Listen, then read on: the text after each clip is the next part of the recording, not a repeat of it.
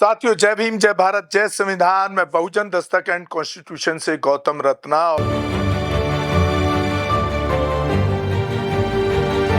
और आज मैं आपको पढ़ाऊंगा बाबा साहब भीमराव अंबेडकर जी की आत्मकथा बायोग्राफी, जो उन्हीं के द्वारा लिखी गई और उनके जिंदगी के ऐतिहासिक पल आपको इसमें सुनने को मिलेंगे।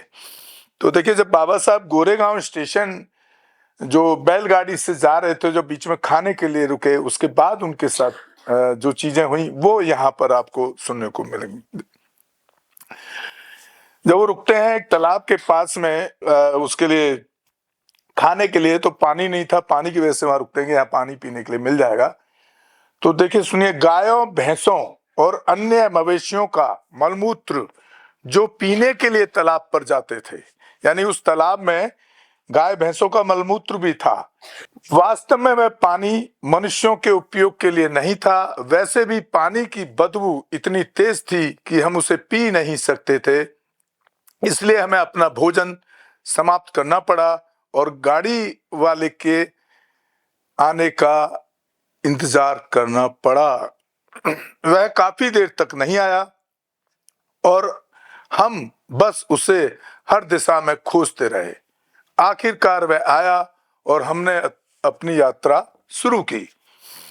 करीब 4-5 मील तक हम गाड़ी चलाते रहे और वह पैदल चलता रहा।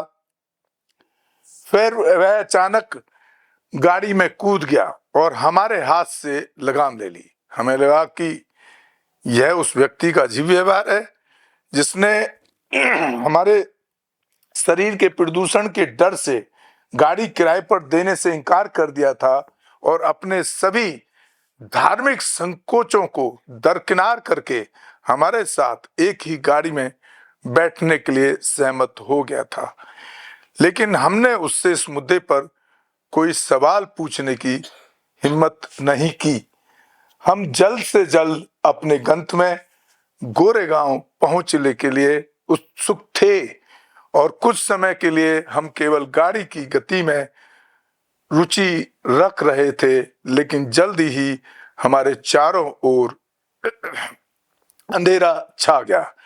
अंधेरे को दूर करने के लिए कोई स्ट्रीट लाइट नहीं थी, कोई पुरुष या महिला, यहाँ तक कि कोई मवेशी भी नहीं था जो हमें एहसास दिला सके कि हम उनके बीच में हैं। हम अपने चारों ओर फैले अकेलेपन से डरने लगे। हमारी बेचैनी बढ़ती जा रही थी।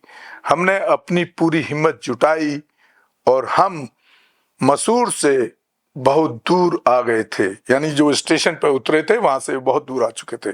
3 घंटे से ज्यादा हो गए थे, लेकिन गोरेगांव का पता नहीं था। हमारे मन में एक अजीब सा ख्याल आया।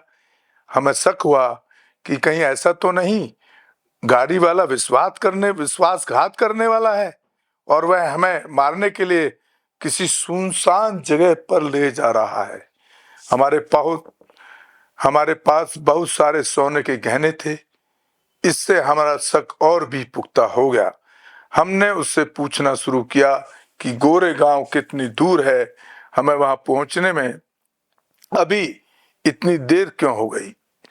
वह कहता रहा कि यह ज्यादा दूर नहीं है, हम जल्दी ही वहां पहुंच जाएंगे। रात के करीब 10 बज रहे थे जब हमने पाया कि गोरेगांव का कोई पता नहीं है, तो हम बच्चे रोने लगे और गाड़ी वाले को गालियां देने लगे। हमारा विलाप और रोना धोना काफी देर तक चलता रहा। गाड़ी वाले ने कोई जवाब नहीं दिया। अचानक हमने कुछ दूरी पर एक लाइट जलती देखी। गाड़ी वाले से कहा, क्या तुम उस रोशनी को देख रहे हो? वह चुंगी कलेक्टर की रोशनी है। हम रात को वहीं विश्राम करेंगे। हमें कुछ राहत महसूस हुई और हमने रोना बंद कर दिया। रोशनी दूर थी, लेकिन हम उस तक कभी नहीं पहुंच पा रहे थे। चुंगी कलेक्टर की झोपड़ी तक पहुंचने में हमें 2 घंटे लग गया। अंतराल ने हमारी चिंता बढ़ा दी और हम बैलगाड़ी वाले से तरह तरह के सवाल पूछते रहे, जैसे कि वहां पहुंचने में देरी क्यों हुई, क्या हम उसी सड़क से जा रहे थे आदि। आखिरकार आधी रात को गाड़ी चुंगी कलेक्टर की झोपड़ी तक पहुंच गई। यह एक पहाड़ी की तलहटी में, लेकिन पहाड़ी के दूसरी ओर स्थित थी। जब हम वहां पहुंचे तो हमने देखा कि वहां बहुत सारी बैलगाड़ियां रात के लिए विश्राम कर रही थीं। हम बहुत भूखे थे और खाने के लिए बहुत उत्सुक थे, लेकिन फिर पानी का सवाल था। जो पानी का वाक्य मैंने आपको पहले बताया कि पानी की दिक्कत वहां भी होगी, इसलिए हमने अपने बैलगाड़ी वाले ड्राइवर से पूछा, क्या पानी मिल सकता है। उसने हमें चेतावनी दी कि चुंगी कलेक्टर एक हिंदू है। अगर हम सच बोलेंगे और कहेंगे कि हम महार हैं तो हमें पानी मिलने की कोई संभावना नहीं है। उन्होंने कहा, कहो कि तुम मुसलमान हो और अपनी किस्मत आजमाओ। उनकी सलाह पर टोल कलेक्टर की झोपड़ी में गया और उससे पूछा, क्या वह हमें कुछ पानी दे देंगे। तो उसने छुटते ही यही पूछा, तुम कौन हो। तो मैंने जवाब दिया कि हम मुसलमान हैं। तो आप देखिए कितनी बड़ी विडंबना इस देश में रही, और आज भी वो लगातार जिंदा है कि उनको वहां झूठ बोलना पड़ा। हिंदू होते हुए भी, बाबा साहब हिंदू होते हुए भी अपने आप को हिंदू नहीं कह सकते थे। तो मैं इन हिंदुओं से एक सवाल करना चाहता हूं। ये हिंदुओं पे एक बड़ा गहरा विचारणीय प्रश्न चिन्ह है कि क्या वो हिंदू अपने जो आज के टाइम में जो SC ST OBC मायने के जो लोग हैं, क्या उनको वो हिंदू मानने को आज भी तैयार हैं। आप पूरे देश के किसी भी गांव में चले जाइए, उन जिनको उस टाइम अछूत कहा जाता था, आज के SC ST OBC जो लोग हैं, आज भी उनके घर आपको गांव के किनारे पे मिलेंगे अलग।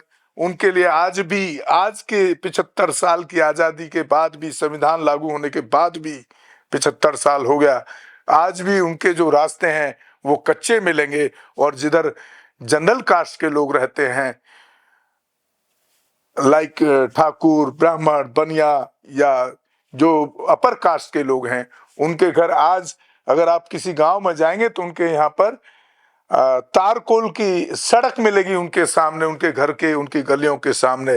लेकिन जिस छोर में शेड्यूल कास्ट लोग रहते हैं, उस जाति जनजाति के लोग रहते हैं, उस तरफ आज भी आपको कच्चे रास्ते मिलेंगे। मैक्सिमम गांवों की संख्या ऐसी है, और मैं खुद ऐसे गांव से बिलोंग करता हूं जहां पर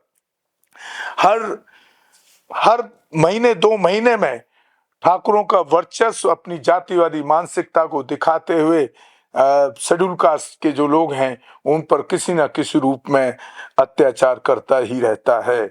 तो भाइयों, एक सवाल है आपसे, बाबा साहब की जिंदगी तो और पुरानी है, तो उन्होंने कितनी कष्ट झेल करके हमको यहाँ तक जो कुछ आज थोड़े बहुत जो अधिकार मिले हैं, चाहे रिजर्वेशन का हो, चाहे किसी भी चीज में, एजुकेशन में हो, ये कितनी मुश्किलों को पार करके उन्होंने इस देश के लोगों को बराबरी के लिए ये काम किया होगा।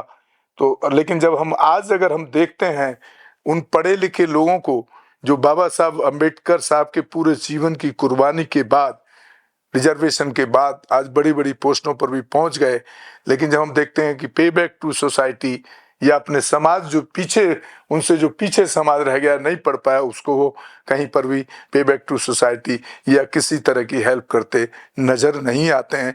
ये आपको सोचना होगा और आपको सोचना चाहिए, और अपने से जो पीछे लोग रह गए उनके लिए भी आपको काम करना चाहिए। आप देख रहे हैं, मैं खाली स्टूडियो में यहाँ बैठ करके बाबा साहब की स्टोरी ही नहीं बताता, मैं इस तरह के जो अत्याचार और शोषण जो होते हैं देश के अंदर हमारे बहुजन समाज पर, SC ST OBC पर, माइनॉरिटी पर, तो मैं उनको कोशिश करता हूं कि मैं उनको उसमें एक्शन हो वहाँ के अफसरों से भी बात करते हैं हम ऐसे केसेस में। तो खाली ये नहीं कि स्टूडियो पे एक वीडियो दिखा दिया और काम खत्म हो गया, उससे कुछ काम चलने वाला नहीं है। तो मैं आपसे एक अपील करता हूँ, आप हमारे दोनों ही चैनल को, बहुजन दस्तक एंड कॉन्स्टिट्यूशन को ज़्यादा से ज़्यादा शेयर करें, सब्सक्राइब करें और देखें भी, ज़्यादा लोगों तक पहुँचाएं, ताकि उस बाबा साहब अम्बेडकर उस की जो विचारधारा है उनकी, उसको हम लोगों तक पहुंचा पाए, लोग सुन पाए और उससे लोग एक प्रेरणा ले पाए। ऐसा मैं आपसे उम्मीद करता हूं। और हो सके तो हमारे चैनल को चाहे जितना हो सके एक आर्थिक सहयोग भी करें। और ये अभी आप हमारे चैनल पर बाबा साहब की बायोग्राफी, ऑटोबायोग्राफी और आत्मकथा का ये चौथा पार्ट आप देख रहे हैं। इसके बाद अगले एपिसोड में आप देखेंगे बाबा साहब की जिंदगी से जुड़े किस हिस्सों को अगले बायोग्राफी में 5वें एपिसोड में, जो उनकी जिंदगी का कोई दूसरा किस्सा हम लेकर आपके लिए आएंगे। इसी के साथ मैं आपसे विदा लेता हूं। धन्यवाद साथियों। हमारे चैनल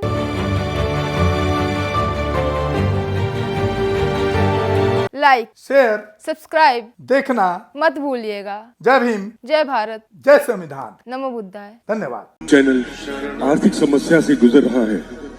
अगर आप बहुजन समाज में बाबा साहेब अम्बेडकर और तथागत बुद्ध की विचारधारा को अधिक से अधिक लोगों तक पहुंचाना चाहते हैं तो हमें आर्थिक सहयोग प्रदान करें, ताकि हम अपने चैनल के माध्यम से देश विदेश में समता, बंधुता, एकता और संवैधानिक अधिकारों को ज्यादा से ज्यादा लोगों तक पहुंचा सकें। आप अपनी सहायता राशि नीचे लिखे खाते में जमा करा सकते हैं।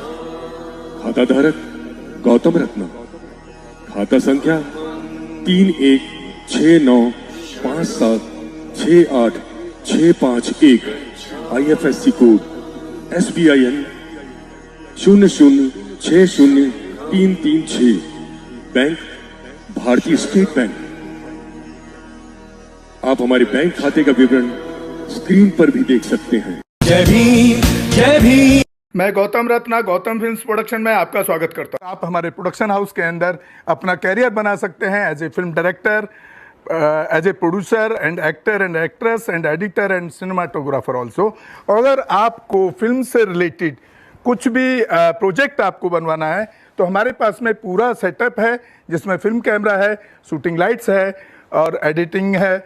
सारा A to Z एक ही जगह पर आपको हमारे यहाँ पर मिल जाएगा। तो दोस्तों, आप हमें कांटेक्ट कर सकते हैं हमारे नंबर्स पर 9810085714